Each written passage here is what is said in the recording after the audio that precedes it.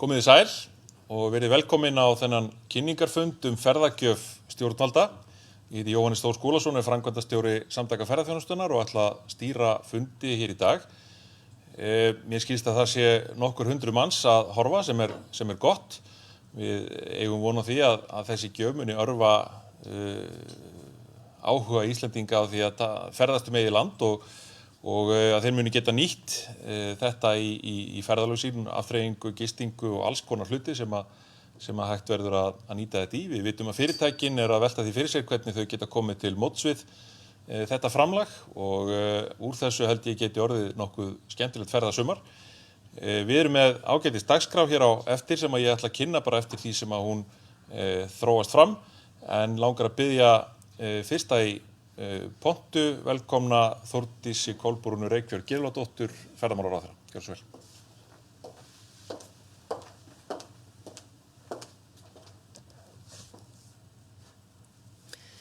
Komið þið sæl. Það gaman að fá að vera með ykkur hérna í dag til þess að fara yfir þessa ferðagjöf. Ég mælti fyrir frumvarpinu í gær, þannig að nú það komið til nefndar og hvetu þetta fólk til þess að senda inn umsagnir ef það eitthvað sérstakt sem að menn leggja áherslu á að gera breytingar á. En okkar svona leiðarljós í þessari ferðagjöf voru meðal annars þau að þetta yrði einfalt, þetta yrði skilvirkt og það yrði þægilegt að nota þetta og við reyndum að hafa skilgreininguna þannig að hún tæki utan fleiri en færri.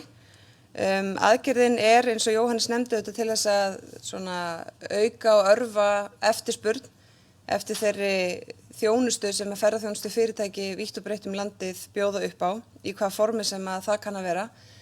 Og við áttum okkur á því að 5.000 krónur á alla einstaklinga með íslenska kennitölu 18 ára eldri ekki það sem að breytir því hvort fyrirtæki lifir eða deyr í öllum tilvikum.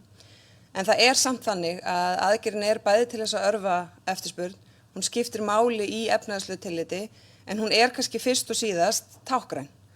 Það táknræn aðgerð að á þessum tímum skuli stjórnvöld leggja til að 5.000 krónur fari til allra Íslendinga yfir 18 ára til þess að bæði reyna að hvetja þá til þess að fara í ferðalög, nýta sumarið, búa til góða minningar og eiga góða stundir, en líka til þess auðvitað að reyna að fá einhvers konar mótframlög, tilboð annað, og við sjáum það strax að fyrirtækin hafa farið á fullt og þetta hafði svona jákvæða innspýtingu í umræðu á mjög erfiðum tímum. Þannig að ég mjög stolt af því að við lögum þetta til og þetta komið inn í þingi og verður samþykkt. Mig langar að þakka starfshópnum sem að útfæra þetta allt saman. Þetta var fyrst bara góð hugmynd sem að þurfti að útfæra og finna út úr hvernig myndi fúnkera. Í hópnum voru fulltrúar frá atvinnu- og nýsköpunarráðuneytinu, Stafrænu Ísland undir fjármálaráðuneytinu, SAF og Ferðamálastofu. Og þó ég þakki öllum jafnt að það langar mig samt að nefna að öll þessi tæknilega útfærsla skiptir máli, þannig að ég vil þakka Andra Heiðari í Stafrænu Íslandi sérstaklega fyrir. Það síðan gaman fyrir mig sem nýsköpunarráðherra að þetta skuli allt gert í samvinnu við svona sprotafyrirtæki, sem að það app býður upp á fleiri möguleika. Þannig ef til að mynda fyrirtæki út í bæ vill gleðja sitt starfsfólk með sumargjöf eða haustgjöf eða afmælisgjöf eða hvað það kann að vera, að þá hægt að setja gjafabréf inn í þetta app og þá ertu einfaldlega með 2 gjafabréf. Framseljanleikinn gerir það líka verkum að það eykur líkur á því að þessir fjármunir nýtist, þar að segja ef einhver ætlar ekki að nota eignina sína þá getur framselt hana áfram. Þannig að ég vonast auðvitað til þess að þetta muni skila árangri, bæði á táknrænan hátt sem ég finnst það nú þegar hafa gert og ég vissum að sumari verði gott og vonast að flestir muni nýta sér þetta á sínum forsendum, en þetta mun líka skipta máli fyrir fyrirtæki, kannski sérstaklega fyrirtæki með minni afkastagetu sem að það getur breytt öllu að fá töluverð viðskipti vonandi vegna þessa meðal annars. Þannig að ég þakka fyrir þessa vinnu og ætla að hleypa skarpinað.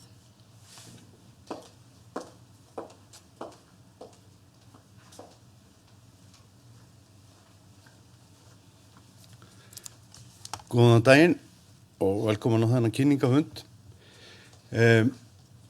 Það býsna margt sem að COVID breytir og það eru einhvern veginn allar aðstæður breyttar í ferðaþjónustu. Það allt öðruvísi í ferðaþjónustu post-COVID heldur pre-COVID. Og það sem að meðal annars við fáum að gera í tengslum við það að kynnast okkar innanlandsmarkaði sem að við höfum kannski gegnum tíðin ekki sinnt nógu vel en þetta gefur okkur sannarlega tækifæri til þess að sinna honum. Hefum kannski mátt gera það einhver lítið betur. En innanlandsmarkaðurinn samt svo lítill í samanburði við þann markað sem að við höfum haft hér af erlendum ferðamönnum. Það lætur nærri að fjöldi erlenda ferðamanna sem 8 sinnum innanlandsmarkaðurinn og við þurfum svona aðeins að hafa það í huga þegar við förum í þetta átak og reynum að vinna sem best úr því og sinna innlendum ferðamönnum sem allra best. Þeir eru mikilvægir og þeir verða það áfram og vonandi þá lærum við að sinna innlendamarkaðnum eins vel eins og við höfum sinnt erlendamarkaðnum. En innanlandsmarkaðurinn nokkuð öðruvísi og við þurfum að hafa það í huga og við þurfum að gæta okkur að því. Og það eru ýmis atriði sem að þar koma fram. Þetta öðruvísi kúnnahópur. Við þurfum að muna það. Við þurfum að hafa það í huga að vöruframbóðið sem við þurfum að bjóða þessum hóp upp á öðruvísi. Þannig breiðara aldursbil, það talsvert meira af börnum og talsvert meira af eldra fólki, eldri borgurum. Það hefur verið tiltölulega þröngt aldursbil og mikið af ungu fólki á aldrinum 20 til 40 ára í okkar hefðbundna hóp, en þarna það öðruvísi. Þessi hópu ferðast fyrst og fremst eftir veðri. Þannig að það veðri sem ráða þessu og við höfum svo sem ekkert yfir því að segja. Neysluvenjurnar eru líka öðruvísi. Hann borðar frekar lambakjöt heldur en fisk. Hann gistir frekar á tjaldstæðum heldur en hótelum. Og ferðast örugglega frekar í júlí heldur en ágúst. Þannig að þetta allt saman þurfum við að gæta og hafa í huga þegar við erum að sinna þessum markaði. Nú það líka að við þurfum að aðlaga okkur ýmsu í því hvernig við setjum fram okkar vörur og kynningarefni. Núna þurfa allar heimasíður að vera á íslensku, allir samfélagsmiðlar, öll samskipti við kúnnan á íslensku, verði í íslenskum krónum og svo framvegis. Þannig að þetta þurfum við að gæta okkar að. Nú, innlend ferðaþjónustufyrirtæki eru þegar farin að vera með ýmis tilboð fyrir innanlandsmarkaðinn og það mjög gott. Fyrirtæki hafa verið að leita leiða til þess að bjóða upp á og hvetja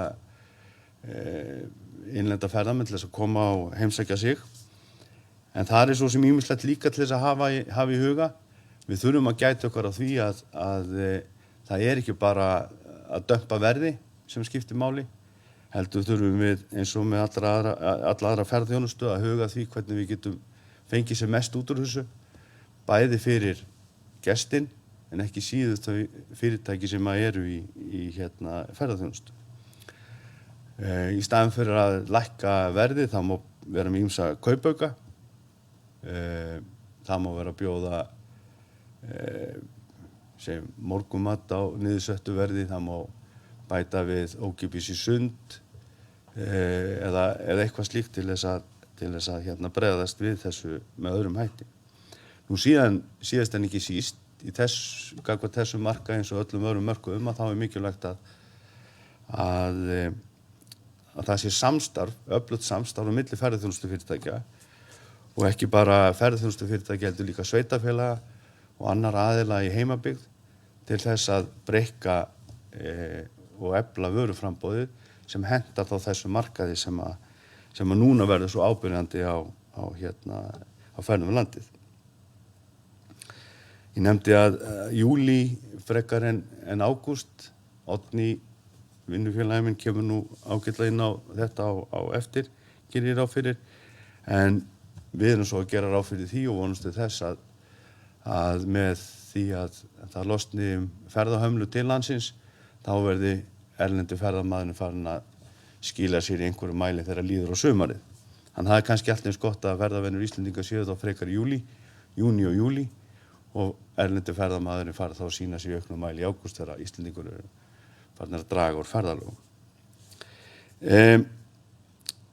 Tvennt svona að lokum sem ég vildi nefna líka að þó að það sé mikilvægt að ferðaþjónustufyrirtæki vinni saman að þá þá má geta þess að hafa það í huga að ef að verið að bjóða upp á pakkaferðir, samsættarferðir, að þá kunna þær að falla undir reglur ferðaskrifstofuleyfi og mikilvægt að ferðaþjónustan hugi að því að hafa öll sín leyfismál í lagi þegar kemur að þessu. Og svo annað áhugamál okkar á ferðamálastofu og víðar í ferðaþjónustunni að hvetja fyrirtæki til þess að hafa það leiðir í boði að viðskiptavinir geti bókað beint en fari ekki gegnum erlendar endursölusíður eða aðra sem taka háa kommisjón. Núna tækifæri til þess að þróa þessi tæki, vera með eigin bókunarkerfi sem að gera ferðamönnum kleift að bóka beint og að þannig að þessi peningar allir, ferðaávísunin, ferðagjafabréfið og allt annað skili sér öllu leyti til ferðaþjónustunnar. Má nefna það að af þessum 1500 milljónum ef þær var allar notaðir í að bóka þjónustu sem að væri í gegnum hefðbundna sölusíður, þá var í söluþóknun á bilinu 250 til 300 milljónir. Og það eru peningar sem ætti að skila sér í innlenda ferðaþjónustu og leggja áherslu á það við alla að bóka beint. En að þessu sögðu að þá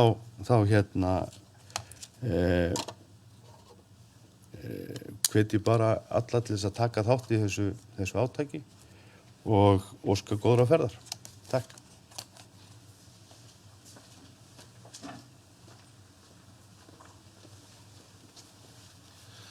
Kæra þakkir Þórdís og Skarphéðinn fyrir ykkar innlegg. Næst vil ég bjóða velkomin í pontu Andra Heiðar Kristinsson, framkvæmdastjóra Stafrans Íslands og Þórhildi Gunnarsdóttur, ekki rétt hjá mér, hjá Parallel-ráðgjöf, skólaðist aðeins til í hausnum á fundastjóra, til þess að kynna ferðagjöfina, stafræna útfærslu og ferðalag í sumar.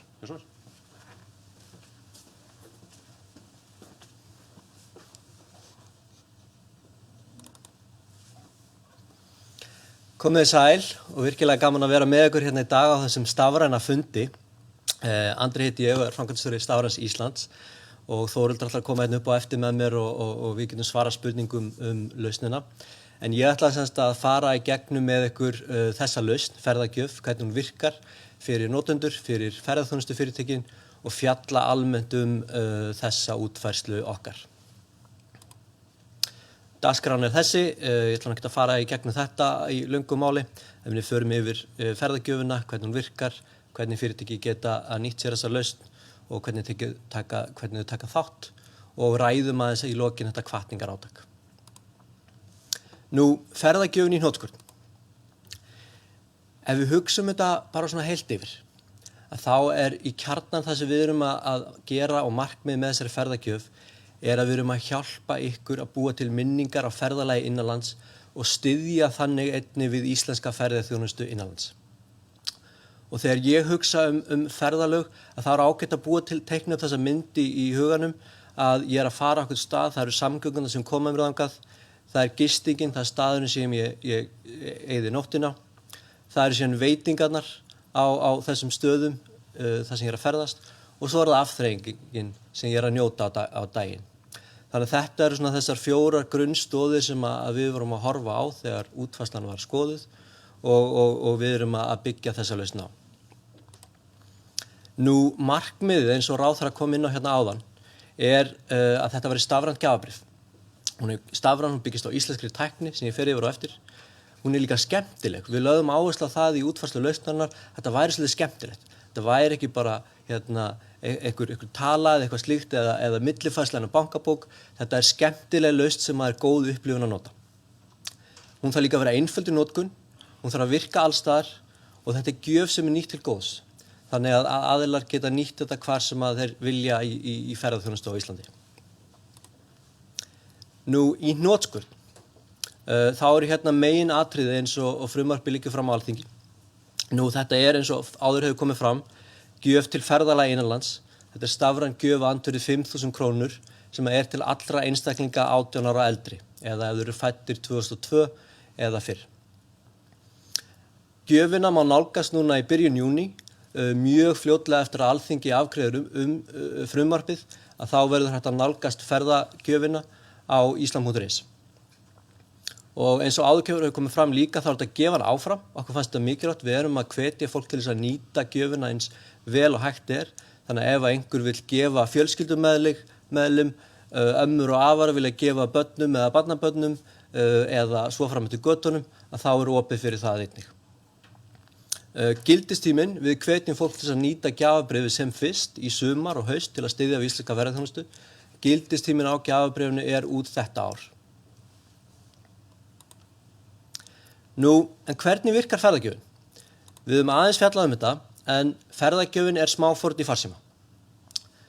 Eða yfir 90% landsmanna eiga snjallsíma í dag og það mjög einfalt, fólk getur farið þegar forritið verður gefið út, annarkvæmt beint inn á islam.is eða beint inn í App Store eða Google Play og sótt sér þetta app til þess að nota ferðagjöfina sína. Nú fyrir þá sem ekki eru með snjallsíma eða vilja ekki nýta sér þá lausn, þá líka boðið upp á það að einfaldlega fá þetta á islam.is, þannig að fólk geti annarkvæmt prentað út eða sýnt í símanum eða með öðrum leiðum eða hreinlega í gegnum síma sagt frá sínu gjafakortsnúmeri ef það til að bóka í gegnum síma. Nú, þetta einföld og skemmtileg lausn og það mjög gaman að segja frá því að hún þróuð af íslenska frumkvöðlafyrirtækinu Yay. Þannig að þeir eru að leggja til þetta lausn sem að vara miklu leyti til, hún nú þegar reynd, hún hefur verið notuð í miklu mæli og hefur sannað gildi sitt nú þegar og við erum að aðlaga að íslensku ferðagjöfinni á þennan hátt. Eins og ég sagði þá þetta nálgast hana í júní og upplýsingar hvar verður hægt að nota ferðagjöfina. Það þessar upplýsingar öll þau fyrirtæki, tilboðin sem þau eru að bjóða og upplýsingar átakið má nálgast inn á ferðalag.is eftir því sem að fyrirtækin skrá sig. Og eins og þið sjáið hérna á myndinni þá þetta mjög einfalt. Þú opnar þetta smáforrit, þú getur annarkvæmt nota gjöfina eða þú getur gefið gjöfina einhverjum öðrum. Nú þá ætla ég að fjalla aðeins hvaða fyrirtæki geta tekið þátt. Rifjum hérna upp áðan myndina sem ég var með þessa svona huglægu mynd hvernig ég fer í ferðalag. Það ég fer á staðinn, ég gisti, ég upplifi eitthvað og ég neyti matar.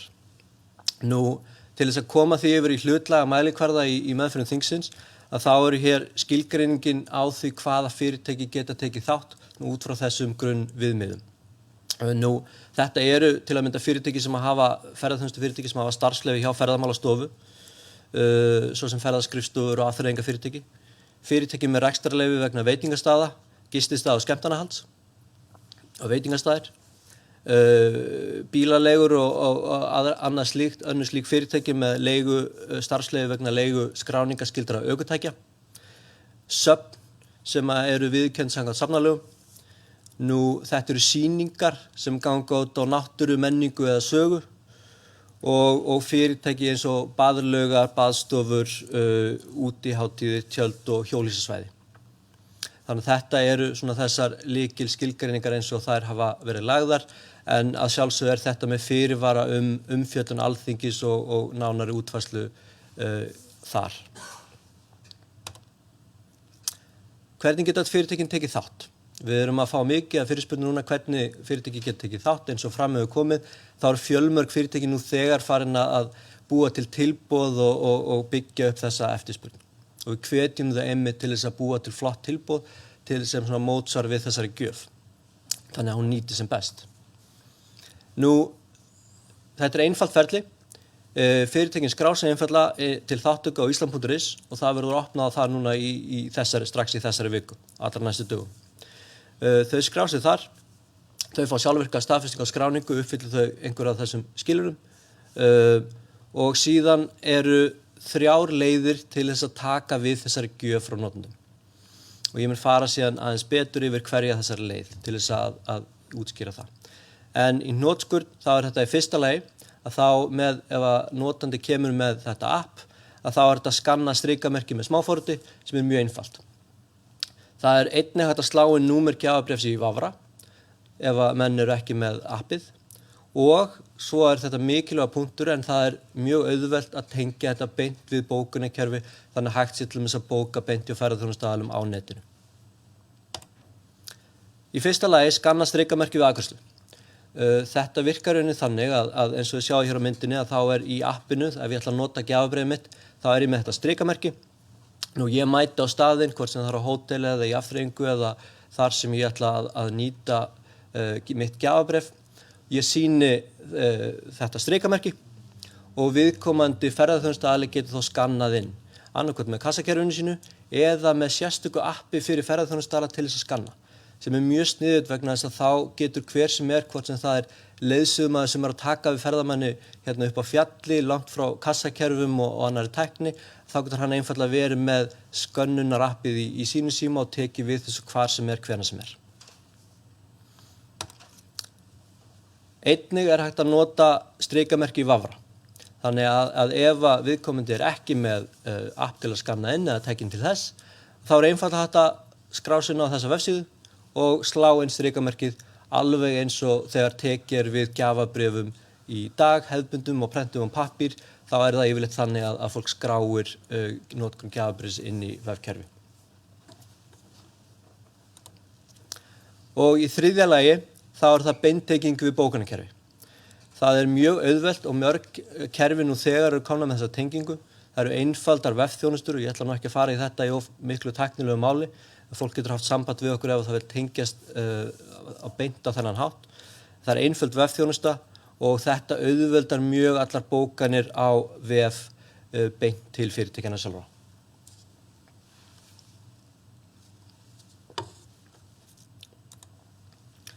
Nú að lokum, þegar búið er að taka við ferðagjöfinni, einstaklingar eru búin að nota ferðagjöfina hjá ykkur ferðaþjónustu fyrirtækjum á einhverju þess að hátta, þá er uppgjörið mjög einfalt og fljótlegt. Það þarf ekki að fara yfir margar færslur, heldur einfaldlega sendur út einn reikningur til hins opinbera á mánuði fyrir öllum færslum þess mánaðar og það er greitt mjög stuttu síðar. Þannig að þetta er mjög einfalt að rukka þetta og ganga frá þessu og þannig er einfalt að þetta ferli og gerist mjög hratt.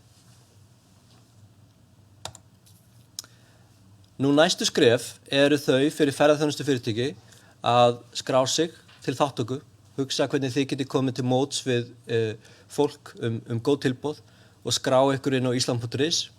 Skráningin opnar á næstu dögum. Nú einstaklingar geta síðan í kjölfarið að þetta verður samþykkt á Alþingi sótt sína ferðagjöf í byrjun júní og samhliða því verður markaðsátak hvatningarátak ferðaþjónustu innanlands kynnt og samhliða ferðagjöf og ferðalag.is verður miðstöð þessarar kynningar. Að lokum þá langar mig að nefna það að eins og ferðamálaráðherra kom inn á hérna áðan, þá er þetta táknar aðgerð, þetta er hvatningarátak og við erum að stjórnvöld eru að gera til að hvetja fólk, fyrirtæki til þess að fara út landið okkar, ferðast og styðja þannig við íslenska ferðaþjónustu. Og ég vil þá hvetja þessa 3 hópa og nefna það. Í fyrsta lagi ferðaþjónustu fyrirtækin. Við hvetjum ykkur til að koma með góð tilboð, þannig að ég geti kannski fengið eitthvað á móti 5.000 kallinu mínum. Hvernig nýti ég hann sem best, minn 5.000 kall. Þannig að komið endilega með góð tilboð á móti. Við hvetjum líka almenning til þess að nýta þessi gjafabréf og ekki bara þessi gjafabréf, heldur miklu meira eftir því sem hver og einn hefur tök á, til þess að ferðast landið okkar eða í sínu nær umhverfi og styðja þannig við íslenska ferðaþjónustu á þessum erfiðu tímum sem að þessi þjónustu grein hefur verið að fara í gegnum. Nú og síðan vil ég nefna það að lokum, eins og ráðherra einnig kom inn á, að önnur fyrirtæki geta einnig gefið sína eigin ferðagjöf, alveg eins og stjórnvöld eru að gefa öllum landsmönnum. Þannig að ef eitthvað fyrirtæki vill gefa til að mynda sínum starfsmönnum stóra eða smáa ferðagjöf til viðbótar við þessa 5.000 króna inneign, að þá það einnig hægt og þetta að hafa samband við ykkur gagnvart það. Og þannig hvetjum við líka önnur fyrirtæki til þess að taka þátt í þessu með okkur. Þannig þetta sameiginlegt átak. Þetta við þurfum að sýna samstöðu í því að byggja upp ferðaþjónustuna og hún stendur á sterkum stoðum og það svona samfélagsleg ábyrgð okkar allra að taka þátt í þessu verkefni og við hlökkum mikið til þess. Takk fyrir.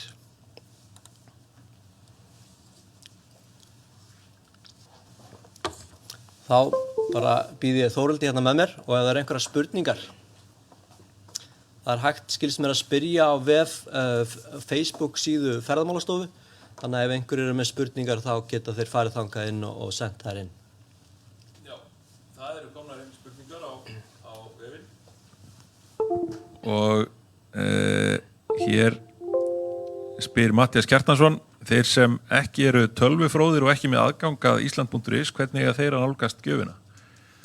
Góð spurning. Við höfum nú séð það á þessum síðustu og verstu, ef ég má segja svo, að það nú mjög stór hluti þjóðarinnar sem hefur mikla tölvuþekkingu og við erum að sjá það að fólk á elliheimilum og fleira að nota FaceTime og fleiri lausnir, þannig ég einfaldlega trúi því og það var markmið að þetta í stafræn gjöf að sem flestir og nánast allir geti nýtt sér þetta og það hafa allir aðgang að Ísland.is og þá ég hvet þá líka ef það eru einhverjir hópar sem að ekki hafa þennan aðgang eða þurfa hjálp þá einfaldlega hvetja okkur til að standa saman í hjálpa þessum hópum, hvort sem það eru ættingjar eða aðrir eða starfsmenn stofnana eða annarra heimila, þá hvetja einfaldlega fólk til að hjálpast til þess að allir geti nýtt þessa ferðagjöf og ég hef trú að það geti gerst. Takk fyrir. Díana Jóhannsdóttir spyr, geta ferðaþjónustu aðilar sem eru reknir af ríki eða sveitarfélagi tekið þátt í ferðagjöfinni, til dæmis söfn eða sundlaugar? Það góð spurning. Það ekki markmiðið með þessari aðgerð að styðja við opinbera aðila. Markmiðið að styðja við einkafyrirtæki.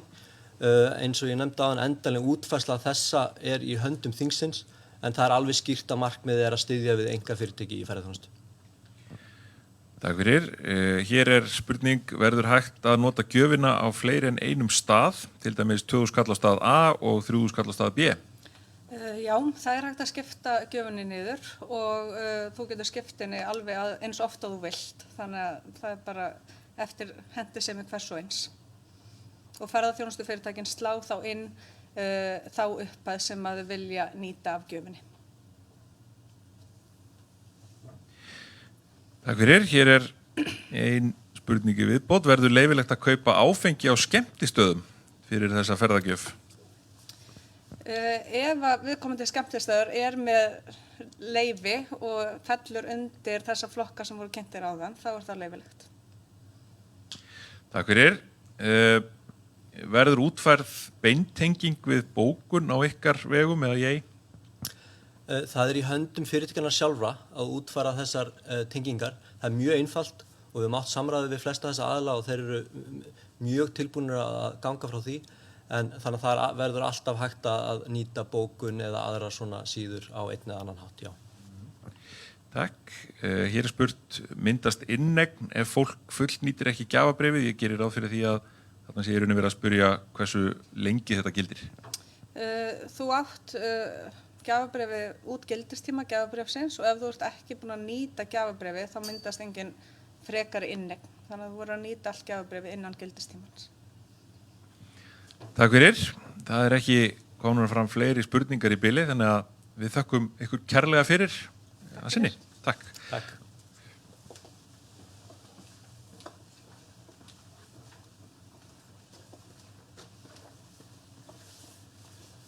Kæra þakki fyrir þetta. Mér langar að bjóða næstan velkomin í rafræna pontu Halldór Ari Bjarnason, upplýsingastjóra hjá Ferðamálastofu sem ætlar að kynna vefinn ferðalag.is, uppfærslu á honum og tengingu við ferðagjöf.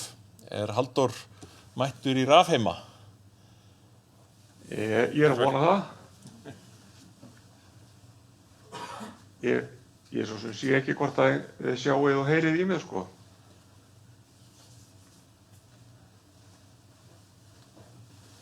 Mér sýnist þetta vera allt eins og það á að vera. Gjörðu svo vel, Halldór. Já, takk fyrir það. og bara gaman að vera með ykkur. Það er endar svo sem þannig að að ég er kannski vanar að vera hinum megin borðsins, svona kannski vera sá sem er að senda út frekar sá sem er að kynna, en það er bara gaman að breyta þess til. En ég semst tek hérna við boltanum frá þeim, Andra og Þórildi, og ætla að fara yfir yfir ferðalag.is, þessar nýja vef, og hvernig hann tengist ferðagjöfinni. Nú, það er þetta þannig með vefinn að hann verður ekki kannski slitinn úr samhengi við gagnagrunninn okkar og ferðaþjónustuaðila, því að þessi vefur byggir á honum, og þessi gagnagrunnur á sér langa sögu.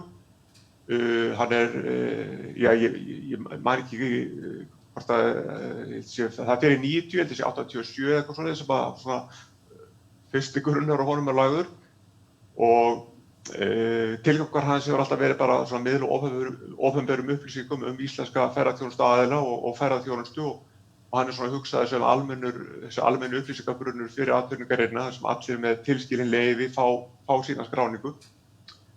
Það má kannski segja að notagildið, eins og við höfum séð, það geti verið svona fjórþætt. Það er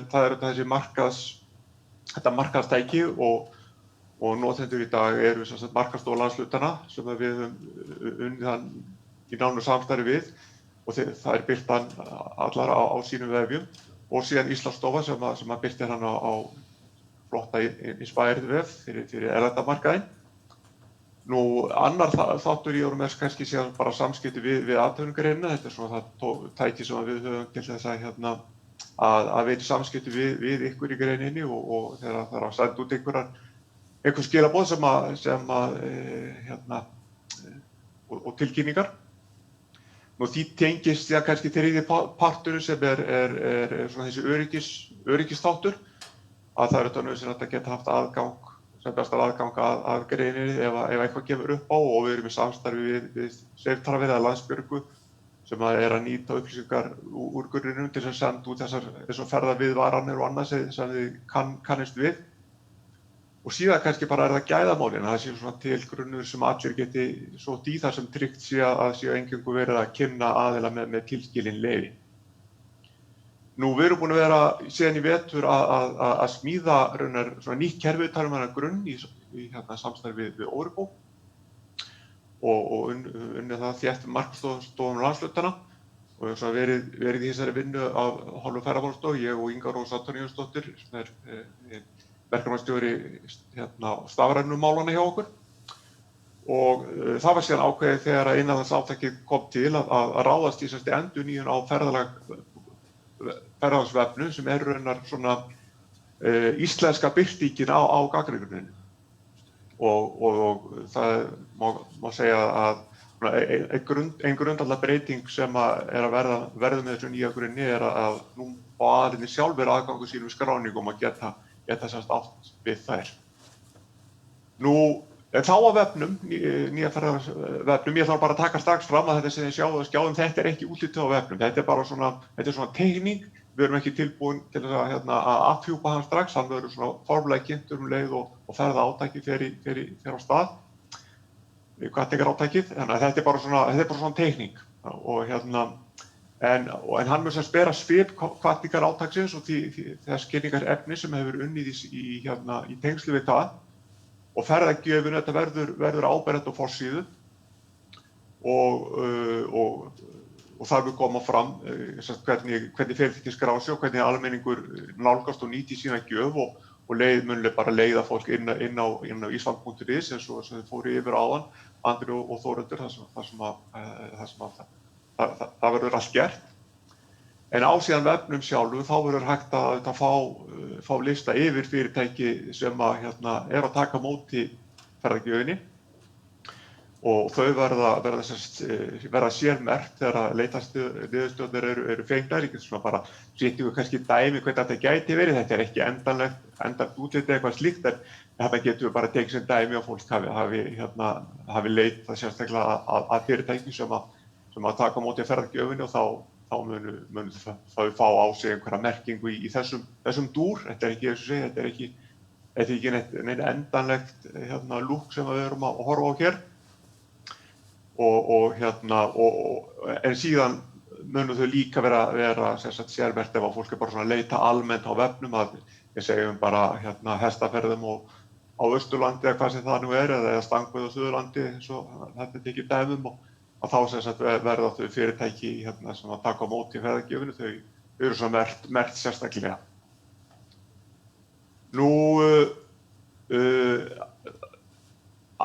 Almennt vefinn þá má kannski segja að það séu svona 4 megin þættir í honum. Það er eins og segja, það er ferðagjöfin og kynning á henni, hvernig hún er nýtt og hverjir taka á móti henni. Síðan eru það tilboð sem að fyrirtækin skrá sjálf og við skoðum það eins betur og eftir. Það verður þetta svona viðburðardagatal sem allir geta skráð í og síðan þetta svona lykil, eða raunin bara það sem vefurinn gengur út á. Það eru bara upplýsingar ferðaþjónustu fyrirtækinu og þeirra þjónustu, að koma henni sem best á framfæri og beina umferðinni inn á vefi viðkomandi fyrirtækja, því að það er það sem við viljum helst gera. Og við erum að kynna þjónustu allt land og fólk geta leitað á vefnum eftir svona þjónustu, þessum lykilþjónustuflokkum sem þið sjáum við dæmi efst í valmyndinni, afþreyingu, gistingu og veitingum og menningu og svo framvegis. Og það er þetta mikilvægt að hafa uppfærðar upplýsingar. Þið eru ekki enn komin, ferðaþjónustufyrirtækin eru ekki enn komin með aðgang til þess að breyta sjálf sínum upplýsingum, en þið getið farið inn á bara núverandi ferðalag.is vef og flett skráningunum ykkar upp þar og séð hvort að eitthvað þarf að laga. Við erum búin að vera að senda ykkur hvatningaposta þar og það er búið að vera reynda mjög mikið álag í því að uppfæra upplýsingar. En ef það er eitthvað sem enn þarf að fara til betri vega, þá endilega sendu okkur post sem fyrst á ferðamálastofa.is og við bregðumst skjótt við því. Ég nefndi áðan skráningu tilboða og Skarphéðinn kom inn á þetta áðan og þetta tengist líka ferðagjöfinni, en það geti hins vegar allir sent inn tilboð og við hugsaum þetta svona svolítið að og það getur bara allir sem eru skráðir í grunni, þau geta sett inn tilboð og endilega skoði þetta. Það er mjög einfalt að senda þetta inn. Við erum búin að senda út upplýsingar það er þegar hægt að byrja að skráta og það byrja ekki að birtast fyrir en að við opnum nýja vefinn. Slóðin er þessi, tilboð.ferðalag.is og eins og segið við sendum þetta út í gærmorgun eða á alla aðila í grunninum, þannig að við getum byrjað að skoða þetta og fyrirtækin með tilboð, þau verða merkt sérstaklega í grunninum þegar nýju vefurinn fyrir lofti og þannig viljum við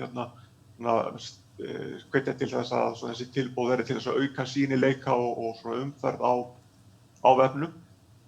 Og eins og Skarphéðinn kom inn á í sínu erindi, þá erum við að hvetja til þess og leggjum áherslu á það að svona hlekkur á þessi tilboð og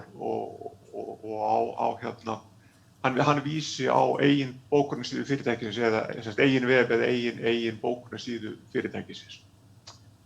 Og við hvetjum þetta bara, hvetjum fólk og fyrirtæki til þess að nýta sér þennan svona ókeypis kost og minnum á eins og Skarphéðinn kom líka inn og tilboð þetta þurfa ekki og eiga alls ekki að vera í formi verðlækkunar, heldur að hvetja til viðbótarsölu og hvetja gesti til að stoppa lengur og borða oftar og gera meira á svæðinu og þannig svona auka tekjur.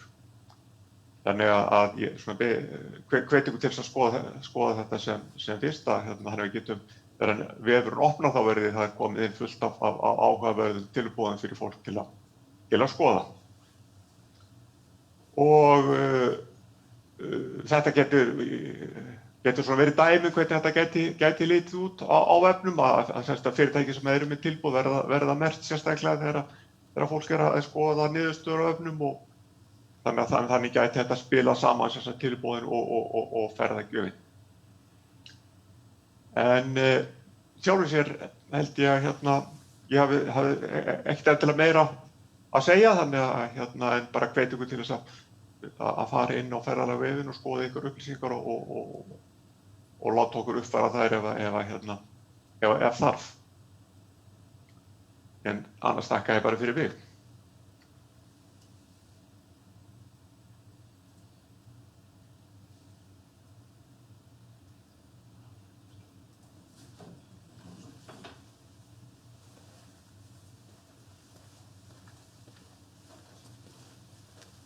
Takk fyrir þetta, Halldór.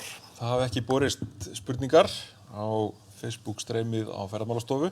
Þannig að ég vil bjóða velkomna í pontu næsta ræðumann dagsins sem Oddný Þóra Óladóttir frá Ferðamálastofu sem ætlar að kynna niðurstöður úr ferðamálakönnun sem að Ferðamálastofa gerði það hvernig Íslendingar sjá fyrir sér að ferðast í sumar. Oddný, gjörðu svo vel.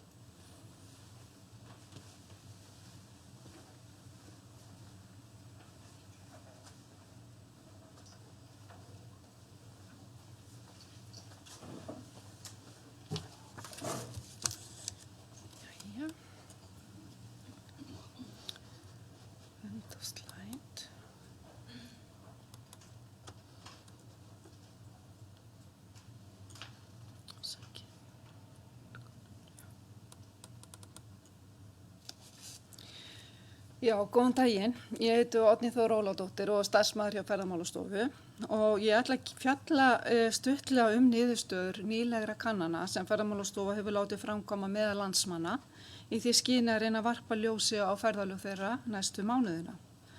Þetta eru niðurstöður úr 3 könnunum. Fyrsta lagi könnun Ferðamálastofu frá því í janúar síðastliðnum. En þá voru landsmenn spurðir ferðalög sín á árinu 2019, bæði innanlands og utan og ferðaáform á árinu 2020. Í öðru lagi þá niðurstöður úr örstuttri könnun sem var lögð fyrir seinni hluta marsmánaðar þegar ljóst var að COVID-19 geti raskað verulega ferðaáformum landsmanna. Og síðan í þriðja lagi könnun sem framkvæmd var í byrjun maímánaðar þegar veirufaraldurinn var í rénum og Íslendingar farnir að huga ferðalögum á ný. Ef við byrjum á því að skoða niðurstöður úr könnuninni frá því í janúar síðastliðnum, en hún hefur verið framkvæmd með landsmanna á hverju ári með sambærilegum hætti allt frá árinu 2020. Þessar niðurstöður voru birtar 30. mars á vefsíðu Ferðamálastofu og aðgengilegar þar. Samkvæmt henni þá höfðu í janúarmánuði ríflega 9 landsmenn af hverjum 10 áform ferðalag á árinu 2020. Og ef við horfum hérna einungis á ferðalög innanlands, þá ætlaði 57% að fara í bústaðaferð, 45% að heimsækja vini og ættingja, 31% í vinaferð, síðan ætluðu, eins og hefur komið hér fram áður, margir Íslendingar að elda góða veðrið, fara í bæjarferð innanlands. Fjölmargir ætluðu síðan til útlanda og voru borgarferðir þá og sólarlandaferðir efst á blaði. Það leyti sem að Ferðamálastofa að fara að birta niðurstöður úr janúarkönnuninni eða seinni hlutan í mars, þá ríkti mikil óvissa hvaða áhrif veirufaraldurinn myndi hafa á ferðalög og því var ákveðið að kanna frekar hvaða áhrif landsmenn teldu að veiran hefði á ferðalög þeirra næstu 6 mánuði. Eins og sjá má að niðurstöðum úr spurningum sem lagðar voru fyrir landsmenn seinni hlutan í mars, þá töldu 64% að veiran myndi hamla ferðalögum til útlanda. Næsta hálfa ári og síðan ríflega fjórðungur ferðalögum innanlands. En þegar spurt var síðan hvenær menn sæju fyrir sér að fara næst í ferðalag, voru nærri 9 af hverjum 10 á því að þeir myndu ferðast innanlands næsta hálfa árið, en nokkur bið yrði hins vegar á utanlandsferðum en helmingur sá ekki fram á að fara ferðalög utan næsta hálfa árið. Síðan var ákveðið að framkoma stutta könnun í byrjun maí og til að fá betri mynd að ferðaáformum landsmanna í sumar og haust eða á tímabilinu maí til október til að styðja þá við hvatningarátakið sem að fer núna á stað í byrjun júní. Könnunin var framkvæmd sem netkönnun og af MMR fyrir Ferðamálastofu og hún náði til 1023 einstaklinga. Þarna var spurt fjölda ferða, líkleg ferðatímabil, gistinætur, líklega áfangastaði, gistiaðstöðu, ferðamáta, fjölda dagsferða, afþreyingu, áætluð útgjöld og upplifun á ferðalögum á Íslandi. Niðurstöðurnar voru síðan greindar eftir kyni, aldri, búsetu, menntun, starfi, heimilistekjum, áætluðum fjölda innanlandsferða og áætluðum fjölda gistinótta á sem sagt ferðum innanlands. Og þessar niðurstöður verða birtar núna á eftir þennan fund á vefsíðu Ferðamálastofu. Nú langflestir eða 9 af hverjum 10 hafa áform að fara í ferðalag innanlands í sumar eða haust, þar sem gist yfir nótt. Og fleiri konur en karlar, þær segjast ætla að fara í ferðalag og þar að ræða margtakan mun. Þriðjungur kvenna og fjórðungur karla ætlar í 3 til 4 ferðir, en ríflega fjórðungur karla og kvenna ætlar í 5 eða fleiri ferðir innanlands. Nú, flest ferðalög, þau munu eiga sér stað seinni hluta júlímánaðar, en þá ætla 3 af hverjum 5 landsmönnum að ferðast.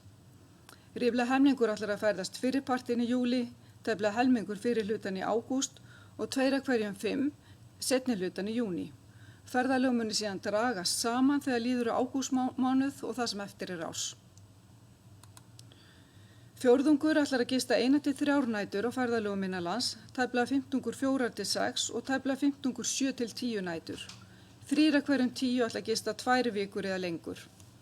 Það má líka hafa í huga á síðasta ári þá var dvalarlengd innanlands 14 nætur.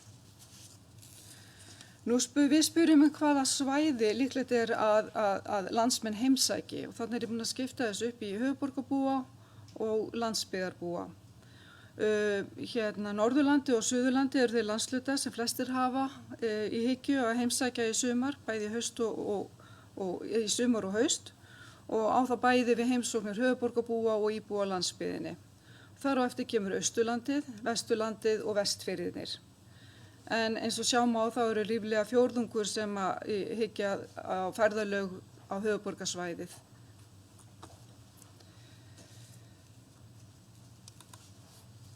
Landsmenn ætla að nýta sér fjölbreytta gistimöguleika á ferðalögum innanlands. 38% ætla að gista á skipulögðum tjaldsvæðum, 34% á hótelum og 22% á gistiheimili eða sambærilegri gistingu. Fjölmargir ætla síðan að gista hjá vinum og ættingjum og í sumarhúsi í einkaeign. Konur virðast til dæmis ætla að gista í mun meira mæli hjá vinum og ættingjum en karlar. Vinsælustu gistimöguleikarnir í yngsta aldurshópnum sem er 18 til 29 ára, þeir ætla það eru skipulagt tjaldsvæði, gisting hjá vinum og ættingjum og síðan sumarhúsi í einkaeign. Og þeir sem eru á aldrinu 50 til 67 ára, þeir eru líklegri til að nýta sér hótel en yngri aldurshópar og þeir sem eldri eru. Og hlutfall þeirra sem ætlar að nýta sér gistiheimili eða sambærilega gistingu eykst með hærri aldri.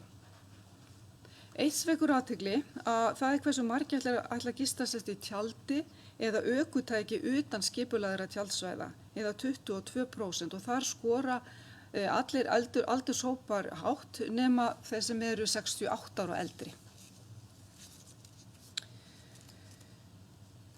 Síðan kemur að ferðamátanum. Hann er nú svo sem fljót afgreitur. Langflestir ætla að ferðast á eigin bifreið eða vera farþegi í einkabíl. Og það var ef maður skoðaði þetta eftir aldri, þá var það yngsti aldurshópurinn 18 til 29 ára sem virðist líklegri til að leigja kamper til ferðalaga en þeir sem eldri eru. Síðan eru það dagsferðirnar. Það er að sama sem gildir dagsferðir og ferðalög. Það eru fleiri konur en karlar sem ætli dagsferði í sumar og haust, en dagsferðir eru skilgreindar sem skemmtiferð, 5 klukkustunda löng eða lengri, þar sem er farið út fyrir heimabyggð, án þess að það sé gisti yfir nótt. Og eins og sjá má þá eru flestar karlar og konur á því að farnar verði 7 ferðir eða fleiri eða tæplega þriðjungur. Og ríflega fjórðungur karla og kvenna gerir ráð fyrir 3 til 4 dagsferðum. Síðan er það afþreyingamöguleikarnir. Það var spurt þá afþreyingamöguleika sem landsmenn telja líklegt að þeir greiði fyrir í nærumhverfi, í dagsferðum eða á ferðalögum innanlands.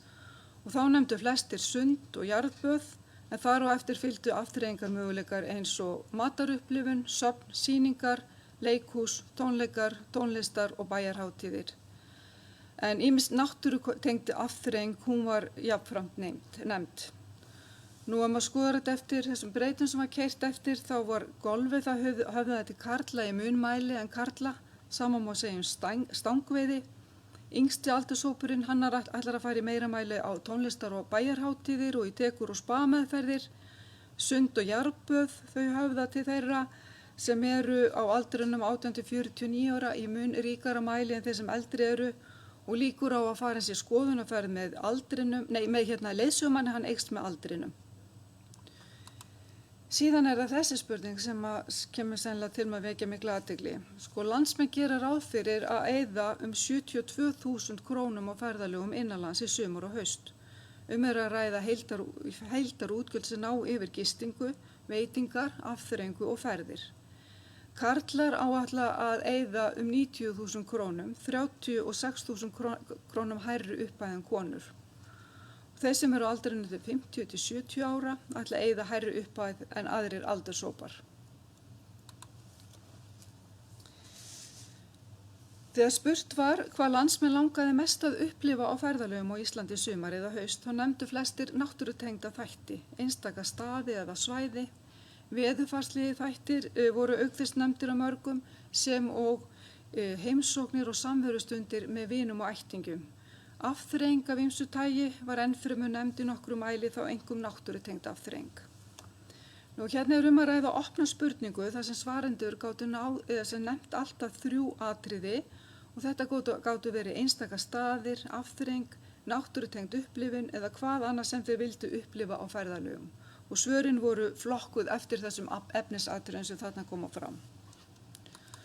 Síðan vorum við aðeins að leika okkur með að setja þetta fram, sem sagt, hér má til dæmis sjá 295 ummæli sem tengdust náttúrunni og það mátti nefna, sem sagt, og það voru, sem sagt, þarna mátti finna ummæli eins og náttúrufegur, náttúruperlur, náttúruskoðun, náttúruhljóð, náttúruupplifun, náttúrukyrrð, endalaust náttúru eitthvað. Síðan erum við með ummæli landsvæði og einstaka staði sem fólk langar að heimsækja eða upplifa. Þarna voru 278 ummæli. Þarna voru vestfirðirnir og austfirðirnir oftast nefndir, síðan Austurlandið, Ásbyrgi, Snæfellsnes, Jökulsárlón, Suðurland, Akureyri, Vestmannaeyjar og Norðausturland. Síðan það afþreyingin, það voru 350 ummæli í tengslum með afþreyingu og hér nánast allt upptalið nema það sem menningatengt. Þarna má sjá gönguferðir, fjallgöngu, golf, veiði, jarðböð, sund, náttúrulaugar. Að lokum þá langar mig að minnast á meðmælaskor Íslendinga fyrir ferðalög innanlands en það var mælt í janúar könnuninni og reyndist á 34 stig, hærra en árinu áður. NPS-skorið mælt á 11 stiga kvarða sem segir til mismun á hlutfalli þeirra sem eru tilbúnir að mæla með ferðalögum innanlands, svo kallaðir hvetjendur, og hlutfalli þeirra sem eru líklegri til að mæla gegn þeim, eða svo kallaðir letjendur, eins og sjá má þarna á grafinu þarna vinstra megin. Eins og sjá má á grafinu þá það 15 sem myndi flokka sem svo kallaðir letjendur, en það eru þeir sem eru ólíklegir að mæla með ferðalögum innanlands og svör þeirra við því af hverju þeir væru ekki líklegir að mæla með ferðalögum snerust háa verðlagningu, hættulega vegi auk þess sem utanlandsferðir væru hagstæðir og skemmtilegri. Tæplega fjórðungur, hann taldist til hlutlausara, hann svaraði því til því að þeir voru inntir eftir hvað þyrfti til þess að þeir væru líklegri til að mæla með ferðalögum innanlands, að það þyrfti að lækka verð á gistingu, afþreyingu, mat og eldsneytis og eitthvað sem nefnt, auk þess sem fækka þyrfti ferðamönnum og bæta samgöngur. Svo það hvetjendurnir, en þeir voru ríklega helmingur, en þeir eru líklegir að mæla með og hvetja til ferðalaga innanlands en aðrir.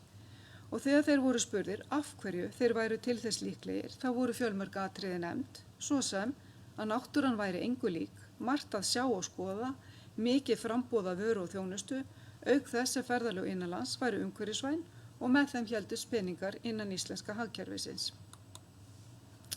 Eins og sjá má á báðum þessum könnunum sem ég hef reifað hér, þá má gera ráð fyrir að landsmenn verði á faraldsfæti næstu mánuðina og gefst nú tækifæri sem aldrei fyrr næði til að njóta landsins og þeirra fjölbreyttu ferðaþjónustu sem hefur verið byggð upp allt land síðastliðin ár. Og hér ætla ég að ljúka. Takk fyrir.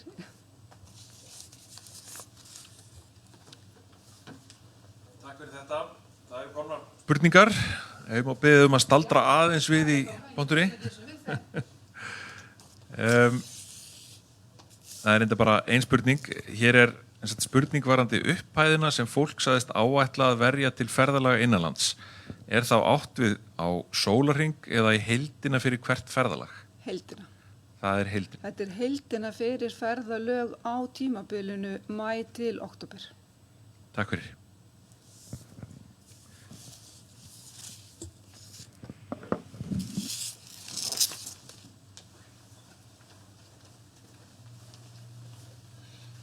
Kæra þakki fyrir þetta. Það ein spurning sem að bíður svars núna í lokinu, kannski bara spyrja fólk sem hér enn í salnum. Gildistíminn á ferðagjöfinni út árið 2020, ekki satt?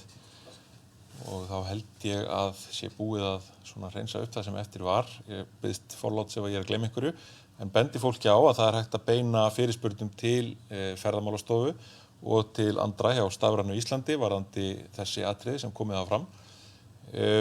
Þannig að ég þakka kærlega fyrir að svo margir voru með okkur í dag. Þetta búið að vera mjög gott að sjá að það eru margir sem hafa áhuga á þessu. Ég held að það hefur verið 600 og eitthvað manns sem voru að horfa þegar mest var.